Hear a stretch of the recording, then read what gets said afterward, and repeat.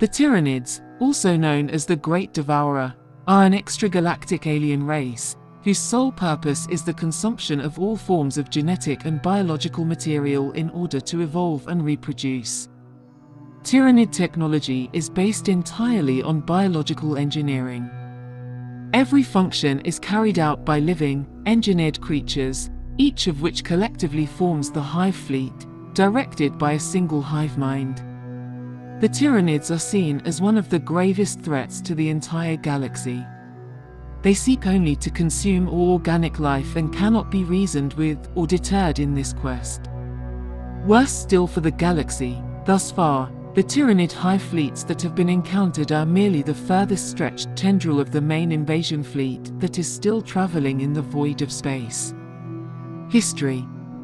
The exact origin of the Tyranids themselves is unclear, save the fact that they are not of the galaxy and have only recently arrived here after traveling countless millennia in the intergalactic void. It is unknown which galaxy they originated from, or for how long the Tyranid race has been on its genocidal rampage, but it is believed that it is the Astronomicon that is drawing the Tyranid hive fleet to threaten the galaxy. The Tyranids were first attracted to the Milky Way galaxy when the Xenos communication device known as the Pharos was overloaded in the Battle of Sotha during the Horus Heresy. Indeed, their very name is but a title given to them by the Imperium, named after the planet where they were first encountered, Tyran. It is possible that they have been preying on other galaxies since time immemorial. According to another source, they have consumed 1,000 galaxies and are responsible for the annihilation of millions of intelligent species. The Imperium's first official contact with the Tyranid race was in 741.M41, when the Hive Fleet, later known as Behemoth, invaded the eastern fringe and annihilated planet Tyran. However, re-examination of Imperial records has led to speculation that the Tyranids have been invading, or at least probing, the galaxy for much longer. Some of the galaxy's most notorious predatory beasts, such as the Catechan Devil or the Fenrisian Kraken, are guessed to be the descendants of ancient hive fleets. Records kept by the Ordo Xenos of the Inquisition suggest contact with Tyranid bioforms as early back as M35. Even more remarkable, in 937.M41, a bioship was discovered beneath the surface of Nosquam Fungimentibus, where it had lain dormant since around M34. This discovery raised the disquieting possibility that other dormant hive units are already sorted around the Imperium as a whole, waiting for a new hive fleet to awaken them. Hive Fleet Behemoth was largely defeated at the Battle of Macragge in 745.M41. However, this was hardly the end of the Tyranid menace. After Behemoth, the next major hive fleet to move into the galaxy was Kraken in 992.M41, though tendrils of this hive fleet were defeated by the Imperium Ichar campaign and by the Eldar at the Battle of Eandon. Despite these setbacks, the Tyranids continue to advance into the galaxy through a variety of smaller hive fleets. In 997.M41, the largest Tyranid hive fleet encountered so far, Leviathan, moved into the galaxy below the galactic plane. However, thanks to the formation of the Great Rift, much of Leviathan was cut off as it made its main assault on Baal, homeworld of the Blood Angels. Most of Leviathan was destroyed during the period known as the Blackness against the Defenders of Baal, the Indomitus Crusade, and newly materialized demonic armies. However, the Hive Fleet still has many tendrils remaining, which are now surging towards Segmentum Solar. An Imperial research body, dubbed the Strategic Collective, has determined that the Tyranid fleets encountered so far are just the initial reconnaissance units for a far greater whole. Their report advised the Departamento Munitorum to increase mobilization and recruitment by a minimum of 500%. Such a number, if attempted, would mean the conscription of every man, woman, and child on every world of the Segmentum Solar, Obscurus, and Tempestus. Tyranid forces are broken up into huge hive fleets, which appear to be moving independently of each other. In some cases, hive fleets have even been observed attacking one another. Biology. The Tyranid forces are constantly changing and evolving at an unnatural speed. It is unlikely that all types of Tyranids have been seen by the Imperium, and still less likely that they will ever all be seen. However, a few key traits are identical to nearly all Tyranids, such as tough chitinous armor, a hexapedal anatomy, and multiple redundant organs, which make them incredibly difficult to kill. Every weapon and projectile used by the Hive Fleets is a living organism, grown from the reconstituted biomatter of previous invasions. The Tyranids have no form of mechanical technology and, instead, harness an advanced form of biotechnology. These creatures live in a highly symbiotic fashion, fusing into each other's flesh so that it is often impossible to say where one Tyranid creature ends and another begins. This relationship is most obvious in the larger constructs, whose repurposed anatomies still retain recognizable biological shapes. However, this forced parasitism exists at every level, with examples such as thinking blood, organs that can live separately from the creature they served, and subsidiary brains that serve as a backup in case of primary brain death or contain some specialist knowledge necessary for the current invasion. In this way, Tyranid warrior beasts wield living weapons that are literally extensions of their own bodies, each one a killing machine, perfectly adapted to slaughter its victims. In addition, Tyranids are highly toxic to all forms of life, and many of their organisms expel toxic spores during invasions to make a world uninhabitable to non-Tyranid life. The bioconstruct nature of the Tyranids makes them a terrible foe to face, for their armies contain a creature specialized for every conceivable facet of warfare, which can be altered and regrown to suit a battle's needs in a short span of time. Thus, can a Hive Fleet adapt to generate a force capable of overwhelming any opposition, unleashing a vast throng of ferocious alien monsters that can fly, run, burrow and stalk through the defenses of any foe. The Tyranids do not communicate with the other races of the galaxy. The Tyranids cannot be reasoned with, appeased or surrendered to. There can be no hope of mercy from such a foe. To face the Tyranids is simply a matter of survival, kill or be consumed. The raw matter of chaos offers no nourishment to Tyranids, and this is why the Hive Fleets normally avoid areas plagued by warp storms and demonic activity. This has become more difficult, as the impure essence of the warp increasingly pours from the Great Rift and across the galaxy. This has caused vital resources to be denied to the Hive Fleets, and Kronos appears to be the Hive Mind's solution to this problem. Species. The Tyranid swarm is endless and constantly evolving, and in any given Hive Fleet there are an endless variety of creatures that have been incorporated into the swarm. However, a few key organisms are consistently observed in Hive Fleets. The most frequently encountered Tyranid species are the following. Leadership organisms such as Norn Queen, Hive Tyrant, Broodlord, and Tervigan. Specialist organisms such as Lictor, Tyrant Guard, Hive Guard, Zoanthrope, and others.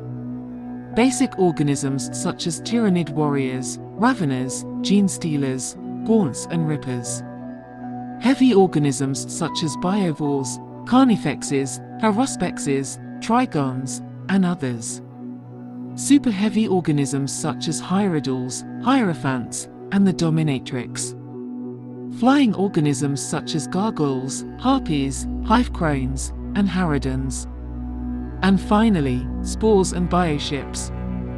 Originally creatures called Zotes were part of the Tyranid force, and some Magos biologists believe that they are left over from a much earlier Tyranid invasion, although they appear to have disappeared from common sight. Individual Tyranids. Though the Tyranids are wholly controlled by the Hive Mind and lack any sense of individuality, a number of individual organisms have been repeatedly encountered by the Imperium and others within the galaxy. These genetic abnormalities have gone on to earn dreadful reputations for themselves. Notable individual Tyranids include the Swarmlord, a legendary Hive Tyrant who is the pinnacle of the Tyranid race. Old One Eye, a Carnifex. The Doom of Malantai, a uniquely adapted zoanthrope. Deathleaper, a lictor. Parasite of Mortrex, a winged organism. And finally the Red Terror, a ravener. The Hive Mind. Within the Tyranid swarm, there is no idea of individualism, as each unit is linked to the next in a form of swarm consciousness. There is only one reason for the creation of any of the forces involved in Tyranid armies: to implement the will of the swarm, be it a hive tyrant or ripper swarm. This Gestalt consciousness is commonly referred to as the Hive Mind. Certain Tyranid units are considered synapse creatures, whose job it is to control the lesser species within the swarm and exert the will of the hive mind. They are capable of receiving and sending orders via the hive mind, and this connection is vital to the effective running of the Tyranid race. For without it, the swarm would collapse into disarray. Usually synapse creatures are fielded in relatively large numbers to allow a rapid advance of the lesser creatures to remain in range of a synapse creature. Interstellar Travel. The Tyranids seem able to achieve faster-than-light travel through an organism known as a narval, which is able to harness a targeted system's gravity and propel its accompanying Hive Fleet's bioships to its destination. The arrival of the Tyranids is often met by psychic disturbances dubbed the shadow in the warp. Planetary Consumption. In the process of assimilating a planet's biological and inorganic materials, the most important stage is the location of a suitable target. One method by which they accomplish this is the spectral analysis of distant stars to determine their likelihood of supporting life. However, the fastest and most common method is the use of vanguard organisms, millions of which range hundreds of light years ahead of each Hive Fleet, investigating each star system they encounter for signs of life. Once a suitable world has been detected, these biovessels spawn infiltrate organisms, such as lictors, gene stealers, or specialized gaunt strains, and launch them onto the world via mycetic spores. Once inserted, these organisms will seek out all life and target those of a highly organized nature, such as humans, restricting themselves to lone targets so as to avoid revealing their presence.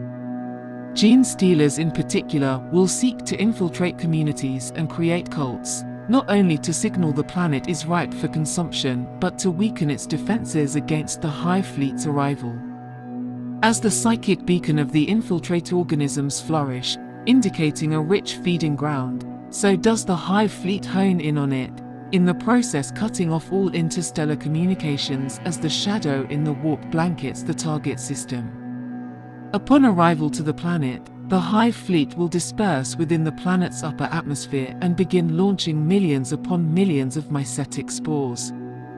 Many will contain Tyranid warriors of various strains, from rippers to biotitans, and so come in a multitude of sizes.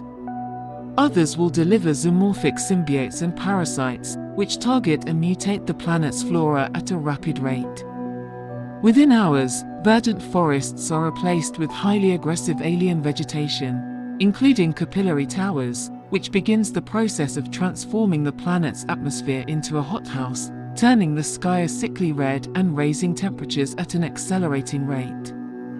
Other spores are nothing more than giant cyst bombs, filled with viral and poisonous organisms which burst over population centers, killing millions of people in the opening hours of the attack. Each one will cover an area many hundreds of meters across with acidic digestive bile, starting the process of future ingestion. After the initial attack, vast swarms of flying gargoyles will herd the native population into the path of fast-moving hordes of gaunts to be viciously slaughtered. The defenders, often underestimating the Tyranids' intelligence, make fighting retreats to buy themselves time to regroup from the onslaught, only to be encircled and destroyed as it becomes apparent they were merely herded into prepared killing grounds. These last pockets of resistance will become the targets of larger Tyranid species, from warriors to carnifexes and biotitans, which eradicate the defenders with sheer offensive power. With resistance ended, consumption of the planet's resources begins. Bacterial agents and vast tracts of feeder organisms, pupated from the carcasses of native life forms, ravage the landscape of every ounce of biological matter before being collected into reclamation pools, where the matter is rendered into a thick, nutrient-rich gruel. This includes all mutated plant life, which has finished altering the atmosphere into an oxygen-rich environment, and any infested organisms, who march blank-faced into pool's depths to be consumed by the Hive Fleet. As the digestion pools swell, the Hive Fleet's ships cluster in low orbit as vast capillary towers emerge to link with proboscis-like feeding tubes and pump the biomass into them.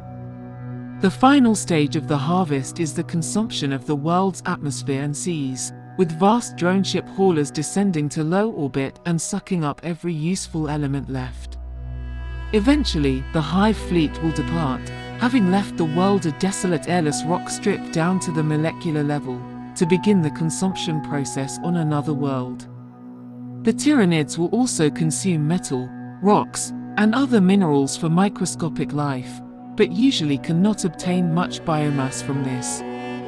According to Belisarius Call, the Tyranid consumption of a planet is only surface deep. Water and microbes continue to live on deep below its surface. Thus, with the right terraforming technology and time, it is possible for worlds consumed by the Tyranids to return to life. Thank you for listening to this entry from the Warhammer 40,000 Lexicanum.